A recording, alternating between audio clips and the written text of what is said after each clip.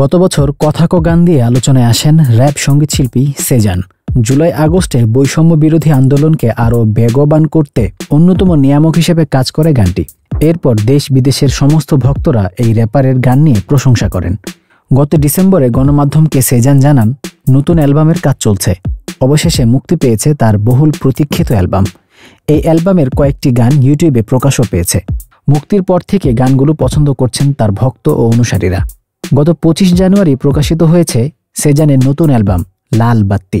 অ্যালবামের প্রতিচ্ছবি হিসেবে প্রকাশ করে সেজান তার ফেসবুকে লিখেছেন, বহুল প্রতীক্ষিত লাল বাত্তি অ্যালবামটি অবশেষে এসেছে। আমরা অনেক দিন ধরেই অ্যালবামটির কাজ করেছিলাম। নতুন অ্যালবামে গান রয়েছে মোট 10টি।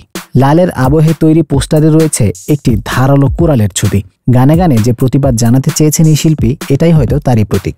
এরই মধ্যে অ্যালবামের টাইটেল গান লাল বাত্তি ও গঙ্গা মিউজিক ভিডিও আকারে প্রকাশ করেছেন শিল্পী। সেজানের চ্যানেলে মুক্তির পর গানগুলো চলে এসেছে ট্রেন্ডিংয়ে।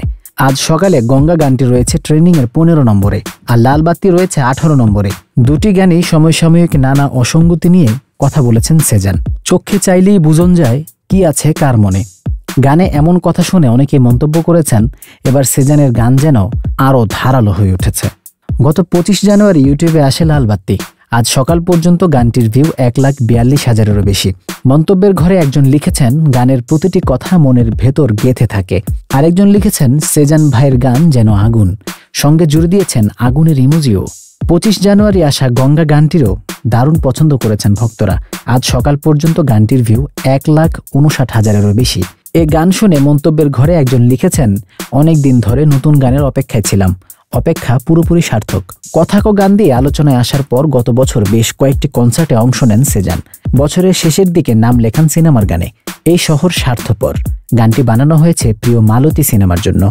সেজান একা নন, আহমেদ হাসান সানিও আছেন গানটিতে। এই শহরের অর্থাৎ মহানগর ঢাকার নিম্ন মধ্যবিত্তদের বঞ্চনা আর বৈষম্যের শব্দে সাজানো হয়েছে গানের কথা।